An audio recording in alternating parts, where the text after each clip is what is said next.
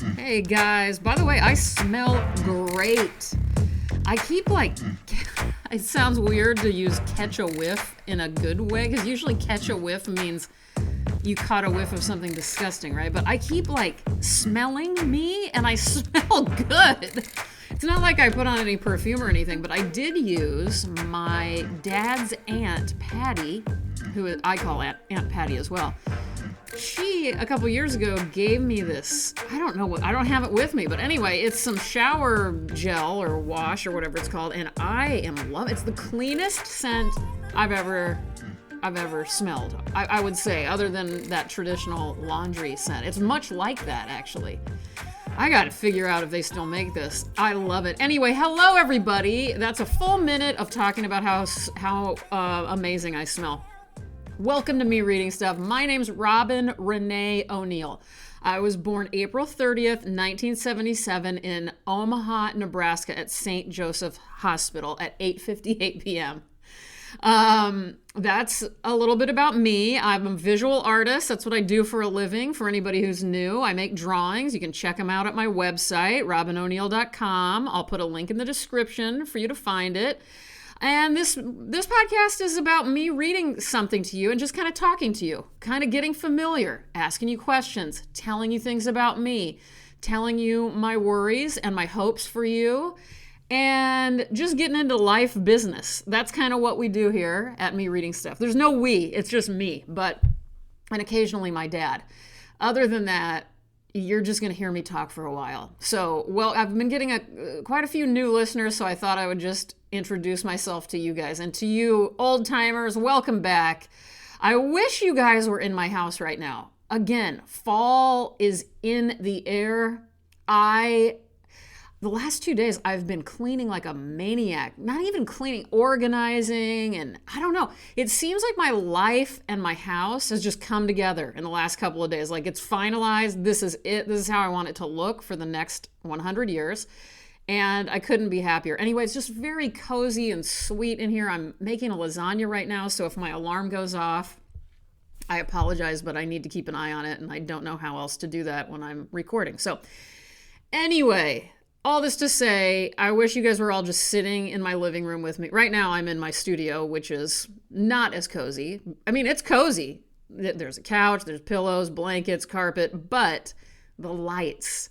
I think the reason, I hate being under overhead lights, period, but I have to be in my studio. So anyway, my other part of the house is just lanterns, candles, all sorts of things. I wish I could show you guys. Anyway.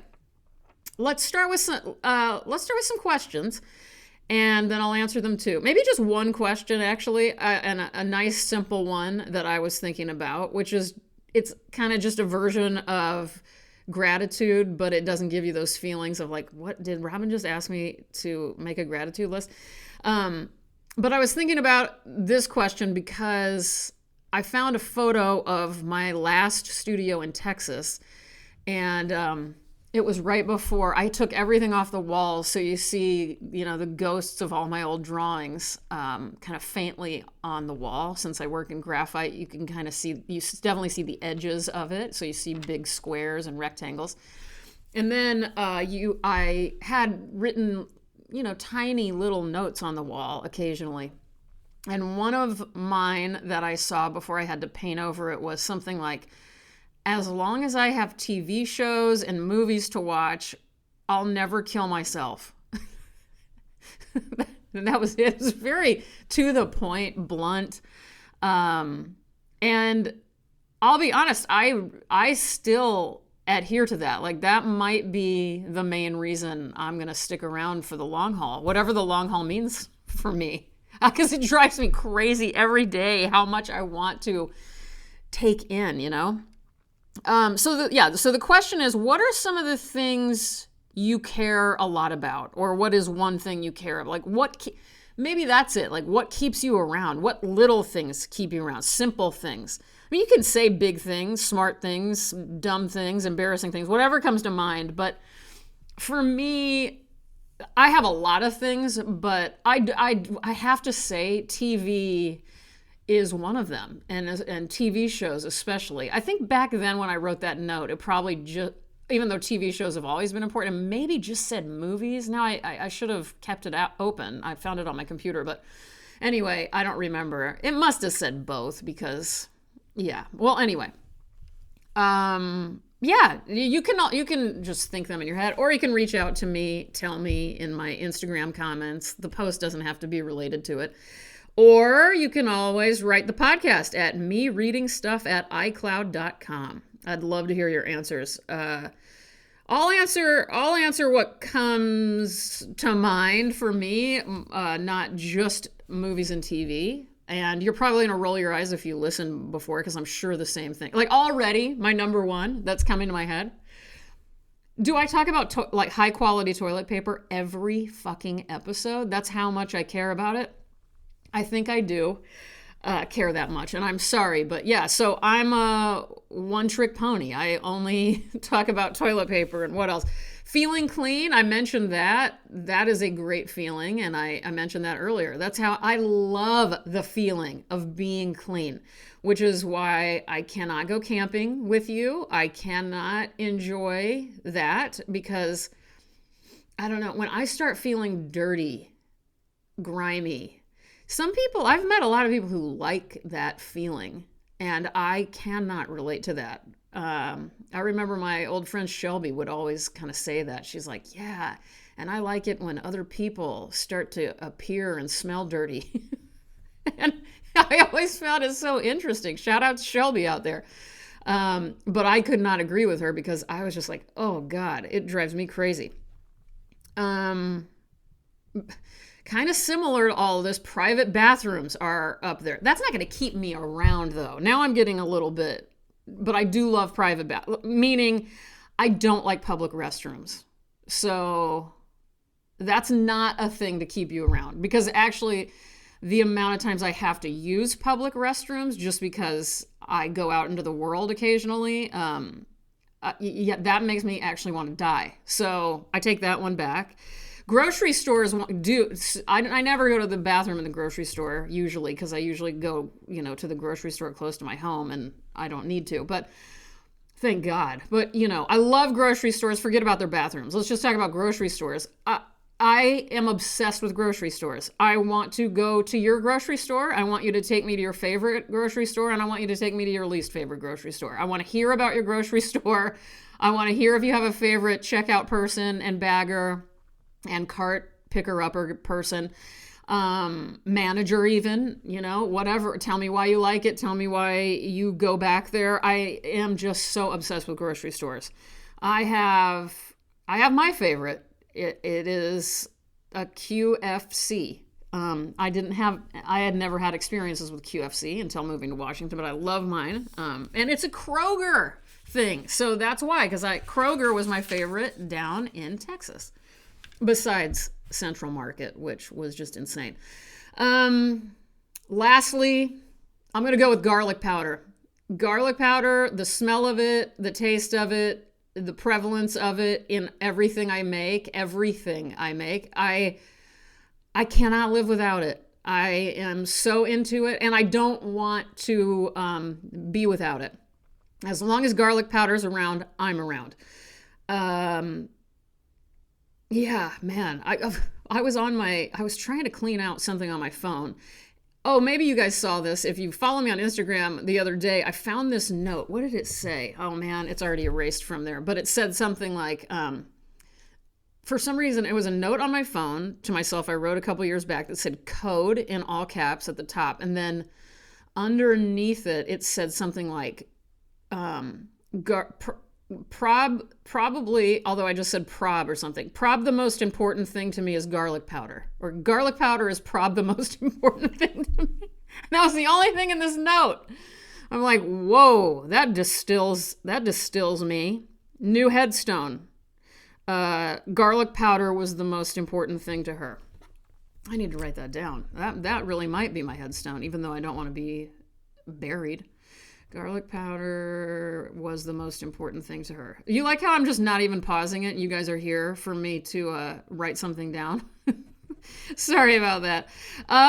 Speaking of smartphones, technology, all of that, Another thing that I love that I just want to talk about, and if you've listened, you know this, but like staying away from one's smartphone as much as possible. If you're on a productive bandwagon of any kind, like you're trying to be productive, or specifically if you're trying to be creative, trying to conceive of things, ideas, images, I don't know how anyone is doing that while looking at their phone all the time. I don't know how one would ever do that. That doesn't compute to me. Although I do realize that everybody operates very differently, so it kind of makes sense. But anyway, I can't do it. So I've been trying to keep my phone away from me while I'm working, like keep it inside the house while I'm in my studio, and there's some things going on in my family, so I do keep my phone on me a little bit more right now from my parents, but yeah, I don't know. I am just trying so hard. That's been a big goal lately. I've never been on my phone that much, to be honest with you, but just the way that I check the time. So I now bought clocks for many of all the rooms that I'm in. That way I don't check it for that. And I'm just trying to get into my own brain rather than other people's brains and thoughts and eyeballs, the way we all do on social media if you're on it. Because I mean, it's not that I'm more interesting, but I have a better chance than anyone else I'm looking at through their lens. But I have a better chance being a good version of me, creatively speaking and mentally speaking, just in all of the ways, if I'm, sort of just swimming in my own stuff in a good way. I don't mean that in a bad way. I mean, really just thinking about my own shit and whatever I'm excited about or annoyed by. And it's so hard to do that if you're looking at your phone all the time. At least I believe it is. Maybe it's not for any of you, but anyway, it feels really good to be. I'm glad I'm not naturally addicted to those sensations that people have towards their smartphone. Damien is he doesn't even have a smartphone. And he doesn't text. So, he's on the road now. We don't text. We talk. It's like it's the 1990s or something. We talk at the end of the night at a set time and catch up on our days. So it's a very beautiful thing. I will tell you. I mean, this kind of started because I told him forever. I've always hated talking on the phone with a passion. And he loves it. And he used to be addicted to text messaging and all this stuff, and I don't like doing much of it at all. So, and I do need to be left alone a lot. So we decided, several different times when he's been on tour that we'll just do it, even when he used to have a smartphone, we'll do it old-fashioned style, and you can just call me at the end of the day. And I don't know. For me, it is a wonderful thing to just act like I'm not able to see every detail. Or, well, like for instance, yesterday he and everyone he's on tour with their van had trouble with the tire, and the tire was totally flat, and they had to go, and it was very stressful, I'm sure, and annoying. They had to go find a mechanic or a tire person, get a new tire, because it's a rental van, and the rental van place didn't have another. Anyway, it sounded like a nightmare, right? And I was thinking, we were talking about it at the end of the day, and Damien said, if I had a smartphone and if you were into that kind of stuff, just think, you would have known about it the second it happened. Maybe he would have sent me a photo. Then I would have been worried about him, even though it wasn't that big of a deal. Everything was fine. Everyone was safe. But anyway, we were just talking about how interesting it is. Or what if I had logged in and Josh, his guitarist and best friend, what if Josh had posted in the stories or something? And I see all of a sudden that Damien is on the side of the road with a tire blown out or whatever. That would be weird, because we're trying to live in this other world of not being that connected to everything every second of the day. I don't know why I'm going on and on and on. Anyway, I will say, it's funny because Damien's also very good about staying away from the news because it works him up and upsets him and everything, which, yeah, I mean, when we all hear that, right? But this is a sad, so anyway, this is about the Gabby Petito story. And he's been off of the news, so he didn't really know about this. And when we caught up two nights ago, I said something like, yeah, and I've been researching Gabby Petito, and he goes something like, what is that again? A book or a recipe? And I'm not laughing at anything about Gabby Petito because that story is so devastating and awful. But I do love that if I'm saying something that's foreign to Damien, it's going to be either a book or a recipe. I love that recipe was in there.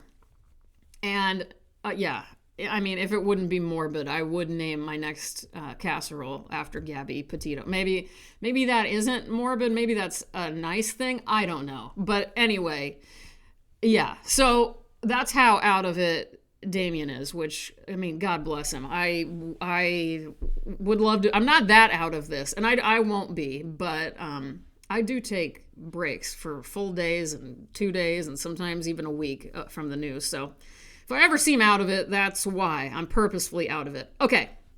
My Lord, this is a very long... I can tell this is just going to be a long podcast. There's no way around it. Let me grab the book. Okay, guys. All right. Hold on. Let me get something. Okay. Here we go. I'm going to be reading today from a very fun book that I just got called I Forced a Bot to Write This Book. And this is by Keaton Patti. This book was published last year by Andrews McNeil Publishing, 2020. And so this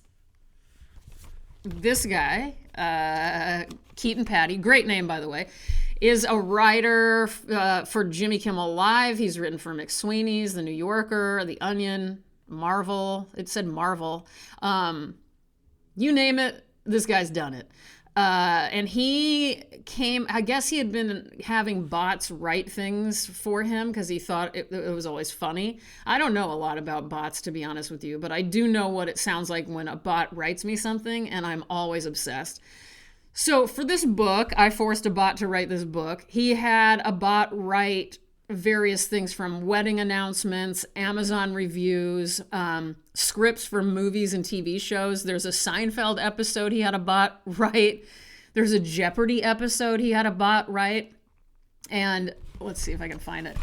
In that one, it starts with this. 3 contestants stay far away from Alex Trebek. I mean, to set the stage for Jeopardy that way is so funny.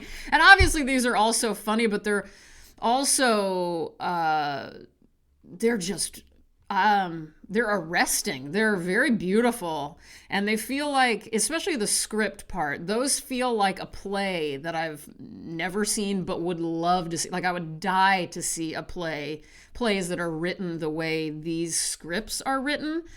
In fact, it reminds me a little of, I've been telling you guys about the TV show Mary Hartman, that I'm watching from the 70s, and I highly recommend it, starring Louise Lasser. And yeah, try to find an episode on YouTube if you don't want to commit, but I really recommend, if you still have a DVD player, get the DVDs and get into it. If you're into, I mean, I don't know. I'm pretty sure, I don't know this, but I'm pretty sure Twin Peaks was very influenced by Mary Hartman. You wouldn't know that offhand. But it is, I don't even know how to explain it. I feel like I'm doing a horrible job talking today. So let's let the bots speak. Bots know how to speak, right? This was my favorite one in the book, and this one is called Bot Obituary. Okay, so he had a bot write an obituary. Here we go. Brenda Tent retired from living at the age of old, surrounded by family and natural causes. A librarian from birth, Brenda was an avid collector of dust. She had a sweetheart and married her high school. She loved... I can't even take it. She loved having hobbies and helped her son to be disadvantaged youths, her sons to be disadvantaged youths. She had no horses. I can't even say it. She had no horses, but thought she did. The church gave her a choir because she sang like a bird and looked like a bird. And I'm so sorry. I have definitely never had this much trouble reading anything on this entire 6.5 years I've been doing this. Let me just start from the church. Oh my God. I'm crying. The church gave her a choir because she sang like a bird and looked like a bird, and Brenda was a bird. She owed us so many poems. What? How does this happen? Somebody needs to describe. I got to start playing with bots. The funeral will be held in 1977 at Heaven. In lieu of flowers, send Brenda more life. I need to know how much he had to do with these. Or is it truly, like, I wish I knew the process. Maybe, I hope it doesn't ruin it if I find out the process. I don't think it will. I've got to, like, tip my hat to this Keaton Patti because I don't even know. Nothing since the Poetry of Sports Talk, which I'll put a link in here to the Poetry of Sports Talk for you guys. What's the real name of that book? I'm sorry, that's just the secondary title. But nothing since that book has anything made me feel this way. This is a book I think you guys all need to get for people's for people for gifts coming up, for birthdays, for the holidays or whatever. The Poetry of Sports Talk. Erratic Fire, Erratic Passion, The Poetry of Sports Talk by Pasha Mala and Jeff Parker. And go back to me reading stuff, hop on there and do a search for that book, and you'll find my episodes on that. I've read from that book so many times. And I have a feeling I'll be reading a lot from here, but I hope you guys enjoyed that, and I'm so sorry that I couldn't get it out. I could not get that out, especially because she sang like a bird and looked like a bird, and Brenda was a bird.